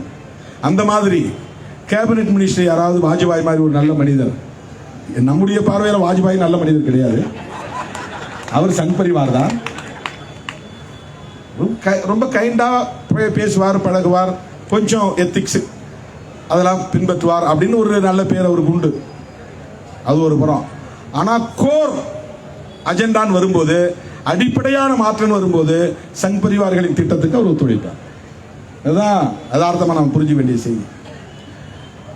அப்போ இந்த கேபினெட்டுக்குள்ள யாராவது ஒரு நல்ல மனுஷன், எனக்கு நீதிமன்றத்திலையும் கூட, சுப்ரீம் நீதிமன்ற உச்ச நீதிமன்றத்தில் கூட திடீர்னு நல்ல தீர்ப்புலாம் வருது இல்லை நமக்கு, பரவாயில்லையே இதுக்கு ஸ்டே கொடுத்துட்டாங்களே அப்படின்னு நாம பேசுறோம். அயோத்தியா தீர்ப்பு மாதிரி இல்லாம பல நல்ல தீர்ப்புகளும் வருது. அப்படி நல்ல நீதிபதிகள் அல்லது அமைச்சர்கள் யாராவது ஒருத்தர் கேபினெட் அமைச்சர் இருந்து பிரைம் மினிஸ்டர் விருப்பத்துக்கு மாறா எதிர்கட்சி தலைவரோட கூட்டு சேர்ந்துடுறான்னு வச்சுங்க, அவன் விரும்புகிற சீஃப் எலெக்ஷன் கமிஷனர் போட முடியாது. அதனால அடுத்தவன் என்ன பண்றான், நீ 5 பேரை சஜஸ்ட் பண்ணி கொடுத்தா கூட அந்த 5 பேர் இல்லாம யாரையாவது ஒருத்தரை நியமிக்க முடியும் இந்த அரசு அப்படின்னு இந்த எலெக்ஷன் கமிஷன் சட்டத்தில் ஒரு திருத்தம் உள்ளது. அவருக்கு இந்த சட்டமே தேவையில்லை, இந்த கமிட்டியே தேவையில்லை. நேரடியா பிரதமர் விரும்புகிற ஒரு ஆளை நியமித்து குடியரசுத் தலைவர் அப்ரூவல் செய்து விட முடியும். அப்படி செய்யலாம். அப்படி செஞ்சா நிறைய ஜனநாயக சக்திகள்லாம் எதிர்ப்பு தெரிவிப்பாங்க.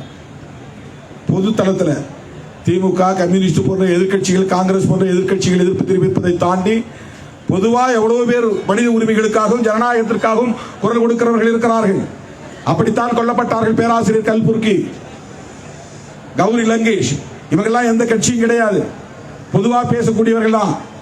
அப்படி பேசாத உன்னை வீடு தேடி வந்து கொள்ளுவோம், வீடு தேடி கொண்டார்கள். கோவிந்த் பன்சாரே அப்படிதான் கொல்லப்பட்டார். அவங்கெல்லாம் எந்த கட்சியும் கிடையாது, இவங்கெல்லாம் எந்த கட்சியும் கிடையாது. தோழர் பொன்ராஜ் அவர் ஒரு இயக்கம் நடத்துறார். தோழர் ஐயநாதன் எந்த அரசியல் கட்சியும் சேரல, பொதுவா பேசுறாங்க. இந்த மாதிரி பொதுவா பேசக்கூடியவர்களை டார்கெட் செய்யக்கூடிய அமைப்பு தான் சங் பரிவார். பல பேரை கொலை செய்திருக்கிறார்கள். தோழர்களே, இந்த நிலையில் அவர்கள் என்ன ஒரு முடிவுக்கு வந்திருக்கிறார்கள் என்றால், இந்த சட்டத்தை எதிர்க்கட்சிகள் இல்லாமலேயே நிறைவேற்றிவிட்டு அவர்கள் விரும்புகிற ஒருவரை சீஃப் எலெக்ஷன் கமிஷனராக போட்டு அவர்கள் விரும்புகிறபடி இவிஎம் தில்லுமுள்ளு வேலைகளை செய்து அவர்கள் விரும்புகிறபடி 410 இடங்களில் வெற்றி பெற்றதாக அறிவித்துக் கொண்டு ஆட்சிக்கு வருவதற்கான எல்லா முயற்சிகளையும் செய்கிறார்கள். எனவே தேர்தலை சந்திப்பதற்கு முன்னதாக இந்தியா கூட்டணி தலைவர்கள் சந்திக்க வேண்டிய சவால் மிக மிக முக்கியத்துவம் வாய்ந்த ஒன்று. அதுதான் தோழர்களே, இவிஎம் கூடாது என்கிற அரசியல். இதை இந்தியாவில் முதலில் வெகு மக்கள் களத்திலே இந்த நெருப்பை பற்ற வைத்த இயக்கம் விடுதலை சிறுத்தைகள் கட்சி என்பதை பெருமையோடு சொல்ல கடமைப்பட்டிருக்கிறேன். இந்த ஆர்ப்பாட்டத்திற்கே நம்முடைய தோழர்கள் இவிஎம் வேண்டாம், மீண்டும் வேண்டும் வாக்குச்சீட்டுகள் என்று நேற்று ஏறத்தாழ 30,000 துண்டறிக்கைகளை சென்னை, காஞ்சிபுரம், செங்கல்பட்டு, திருவள்ளூர் மாவட்டங்களில் 100க்கும் மேற்பட்ட இடங்களில் வழங்கியிருக்கிறார்கள். நாம் மறுபடியும் எப்படி மனு நீதி தவறானது என்று துண்டறிக்கைகளை எச்சிட்டு கிராமம் கிராமமாக கொண்டு போய் கொடுத்து மக்களிடத்திலே அதற்கு எதிரான ஒரு விழிப்புணர்வை விடுதலை சிறுத்தைகள் கட்சி ஏற்படுத்தியதோ கொரோனா காலகட்டத்தில், அதே போல இவிஎம் கூடாது என்கிற விழிப்புணர்வை ஏற்படுத்துவதற்கு மாநாட்டுக்கு பிறகு மாபெரும் மக்கள் இயக்கமாக இதை முன்னெடுப்போம் என்பதை சொல்லி திமுக தலைமையிலான கூட்டணி இவிஎம்க்கு எதிராக தமிழ்நாடு தழுவிய அளவிலும் இந்திய அளவிலும் இந்தியா கூட்டணி இதை மாபெரும் இயக்கமாக முன்னெடுப்பதற்கு விடுதலை சிறுத்தைகள் அனைத்து உந்துதல் பணிகளையும் செய்யும் என்பதை சொல்லி கோரமண்டல் இன்டர்நேஷனல் கம்பெனியை மூட வேண்டும் என்ற இந்த பகுதியை சார்ந்த மக்கள் தொடர் போராட்டத்தில் ஈடுபட்டு வருகிறார்கள். அந்த கோரிக்கையை வலுப்படுத்தக்கூடிய வகையில் எண்ணூரில் 9ஆம் தேதி ஆர்ப்பாட்டம் நடைபெறும் என்பதையும் அறிவித்து, எல்லாவற்றை விட நாம் வெல்லும் ஜனநாயகம் என்பதை இன்னும் ஓங்கி உரத்து முழங்கக்கூடிய வகையில் இந்திய தேசமே திரும்பி பார்க்கக்கூடிய வகையிலான மாநாட்டை திருச்சிராப்பள்ளியிலே நடத்த இருக்கிறோம். மாண்புமிகு முதல்வர் அவர்கள் அதில் பங்கேற்று சிறப்புரை ஆற்ற இருக்கிறார். அகில இந்திய தலைவர்கள் மதிப்பிற்குரிய மல்லிகார்ஜுன் கார்கே அவர்களும், தோழர் சீதாராம் யெச்சூரி அவர்களும், தோழர் டி ராஜா அவர்களும், தோழர் திபங்கர் பட்டாச்சாரியா அவர்களும் பங்கேற்று சிறப்புரை ஆற்ற இருக்கிறார்கள். அதற்கான மாநாட்டு பணிகளையும் விரைந்து நீங்கள் தீவிரப்படுத்த வேண்டும். பொங்கல் பண்டிகையில் மூழ்கிவிடக் கூடாது, எல்லாம் பொங்கல் செலவாகிவிட்டது என்று சொல்லிவிடக் கூடாது. மாநாட்டுக்கான பணிகளில் நீங்கள் ஆர்வம் காட்ட வேண்டும். இது நாட்டை காப்பதற்கான அறப்போர், நாட்டு மக்களை காப்பதற்கான அறப்போர். இது வெறும் மாநாடு அல்ல, ஜனநாயகத்தை பாதுகாப்பதற்கான அறப்போர், வெறும் மாநாடு அல்ல. எல்லாவற்றை விட நம்மை எல்லாம் மனிதர்களாய் தலைநிமிர வைத்த மகத்தான தலைவர் புரட்சியாளர் அம்பேத்கர் அவர்கள் வகுத்தளித்திருக்கிற அரசமைப்பு சட்டத்தை பாதுகாப்பதற்கான அறப்போர். ஒரு நல் வாய்ப்பாக மாண்புமிகு முதல்வர் அவர்கள் இந்த அரசமைப்பு சட்டத்தை நடைமுறைப்படுத்திய நாளான ஜனவரி 26 நமக்கு தேதி தந்திருக்கிறார். ஜனவரி 26 இந்தியன் கான்ஸ்டிடியூஷன் நடைமுறைக்கு வந்த நாள் 1950. அதே நாளில் 2023 ஜனவரி 26 திருச்சிராப்பள்ளி சிறுகனூரிலே நாம் கூட இருக்கிறோம். ஒட்டுமொத்த இந்திய தேசமே திரும்பி பார்க்க வேண்டும். அதற்கு இப்போதே நீங்கள் தயாராக வேண்டும். நாம் இந்த நாட்டையும் மக்களையும் ஜனநாயகத்தையும் பாதுகாப்பதற்கான இந்த அறப்போரில் முன்கை எடுத்திருக்கிறோம். முன்னத்தி ஏறாக நிற்கிறோம்.